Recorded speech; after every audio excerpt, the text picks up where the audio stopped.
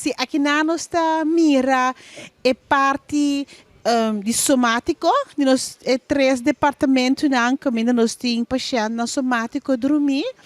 Então, você mira que não tem espaço para sentar, não tem espaço para mobilizar. A hora que nós está aí, nós está pondo na ribagang, sinta assim na bandi outro liborei assim né que não tá agradável bota stroba também para o tráfego por passa de bergang uma situação que não tá bom para a qualidade de vida e bota miram pida abaixo que tá é vloer que a yegi baixa de beton que não tá bom baixar tampouco pero lo qual nos que pone um overcapping, nos que pone um dak aqui na nang, um dak e pa gente nang tá mais espaço para não por cinta. E dak aqui nos calcular tá 350 mil florin para trás dak aqui que tu tem conta que tu é bem, so tu mira como é que beta bula aqui, so tu yen bem tu tem aqui na nang.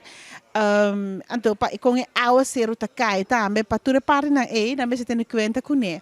Pero o during tá que aqui não tá preciso calcular a grandura aqui para 90 pacientes na conhece aqui na habitante na conhece aqui na junto com a família que está cerca é vrijwilliger acerca então é verpleegkundige naturalmente também cerca com não sinta que na atividades não come para fora e turcos para não sentir que e kamer tá na banho, e kamer tá na cozinha, e kamer tá na sala, e kamer tá na turcos. Ja, quando você mira uma distinção entre a kamer e a caminho da biba.